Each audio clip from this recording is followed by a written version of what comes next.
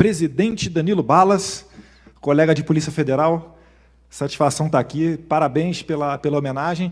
Eu só esclareço inicialmente que eu sou o primeiro a falar, não seria essa a ordem protocolar, mas é por motivos de voo, que eu tenho que pegar um voo daqui a pouco para Brasília. Mas bacana ver aqui uma mesa tão seleta. Brigadeiro Batista Júnior, para quem não conhece, eu acredito que é o nome responsável pelo Centro de Lançamento de Alcântara, a pessoa, com todo respeito ao comandante Bermudes, ao brigadeiro Flávio, ao pessoal da assessoria, mas ele é que, quando era demandada alguma audiência pública, estava dentro do Congresso, e o principal entrave para que se fosse feito o Centro de Lançamento de Alcântara estava dentro do Congresso Nacional para que o acordo entre o Brasil e os Estados Unidos passasse a surtir efeito. Parabéns, Brigadeiro Batista Júnior. Superintendente Regional de Polícia Federal de São Paulo, doutor Filho, satisfação tê-lo aqui também. Caso eu não seja reeleito, eu retorno para a ativa da PF, então tem que tratar bem. Mas satisfação ter o senhor aqui, certamente nos honra muito. Gil Diniz, que está vendo aí como é que é ser um Bolsonaro, né? Todos que estão próximos tomam porrada igual ao presidente, toma todo dia. Satisfação ter você aqui ao meu lado.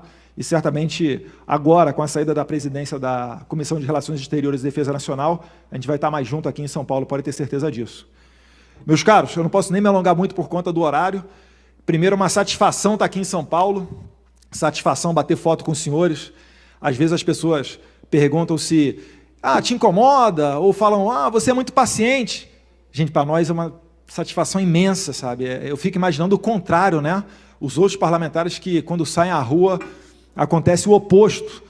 Então, eu dou graças a Deus de contar com esse carinho de vocês e podem contar comigo quantas vezes for que a gente vai estar ali batendo a nossa foto, que é o mínimo que a gente pode fazer em retribuição a esse carinho de vocês. Tenho que estender um pouquinho aqui.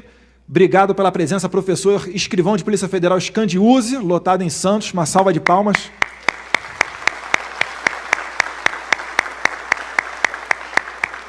Já li o seu livro, Eu, Escriba, e lembro das histórias que o senhor contava, do argentino, lembra?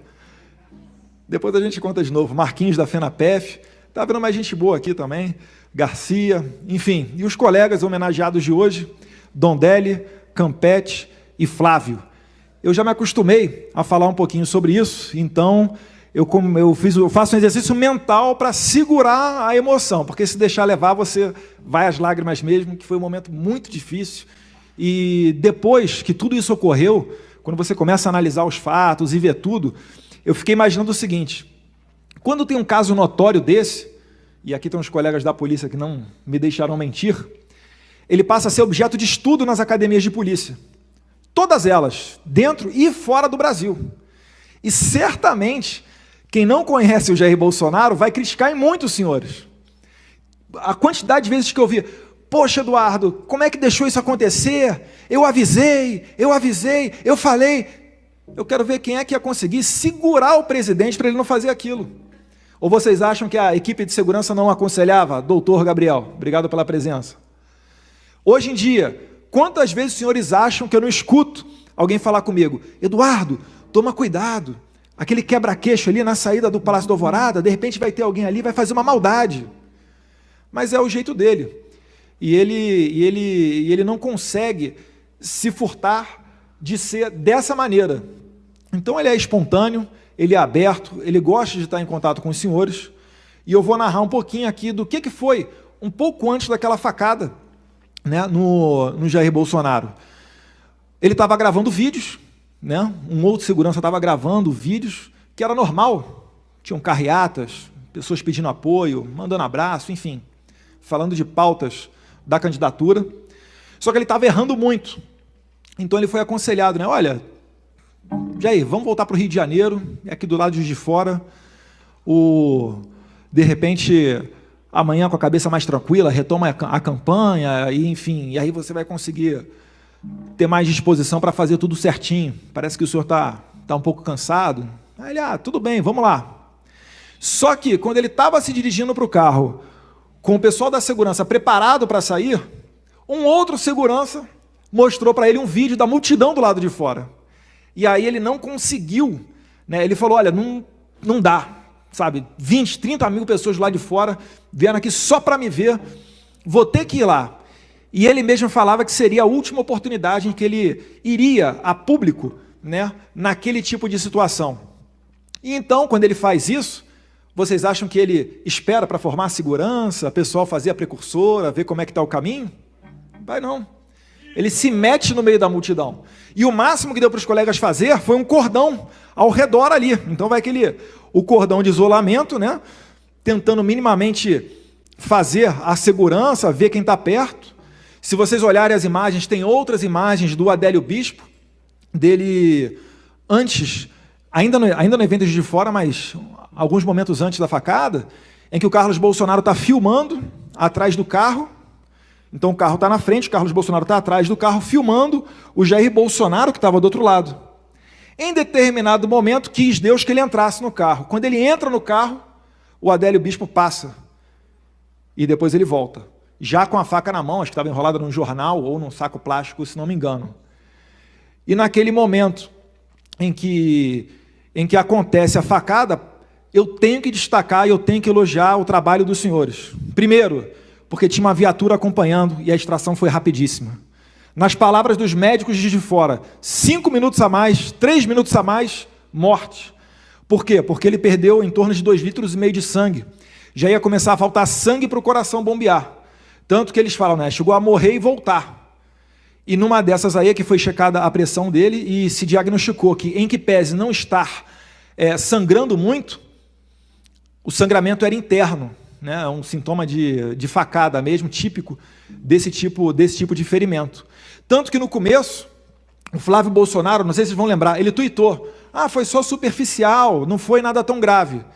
E nesse momento, eu que estava com o Gil lá em Mogi das Cruzes, doutor Gabriel e tal, a gente relaxou.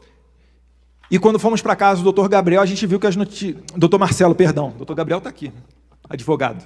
Do doutor Marcelo, ortopedista, a gente viu que a situação era um pouco mais grave do que essa e tocamos o carro indo lá para Juiz de Fora, prezado do comandante Palumbo. E, enfim, então essa extração rápida, ter um carro acompanhando de perto, ter a sagacidade de fazer a extração, ter diagnosticado que era uma facada, porque no meio daquele zum, o próprio Jair Bolsonaro achou que fosse um soco. E ter conseguido, e saber quais eram os hospitais próximos, isso daí salvou a vida do meu pai. Muito obrigado.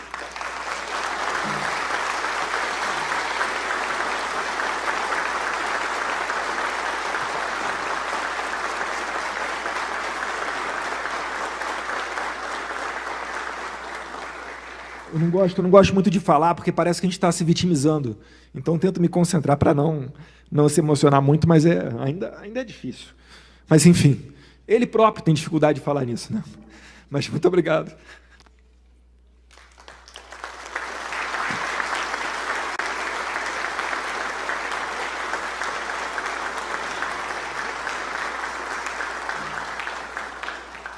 Eu sei que para muitos é a esperança, né, de um momento político do Brasil, depois de tanto tempo a situação da roubalheira, e pela primeira vez conseguir eleger um presidente da República de fora disso tudo, que tem seus erros e acertos, né, mas sempre acertando ou errando, pensando no bem da população e não em interesses e conchavos, mas para nós era o nosso pai ali.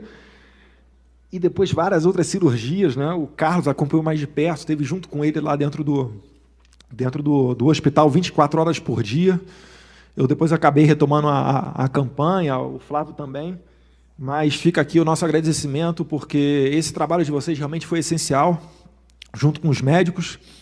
E essa aqui não deixa de ser também, Danilo Balas, colega da Polícia Federal, doutor Filho, os colegas da PF aqui presentes.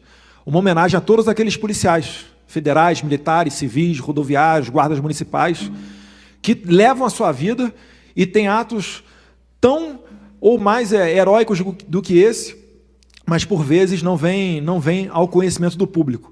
O trabalho de vocês é valorizado, nós temos um ministro da Justiça, nós temos um presidente que valoriza esse trabalho, e isso daqui é uma forma de expressar também toda a nossa gratidão aos senhores. Muito obrigado, boa noite.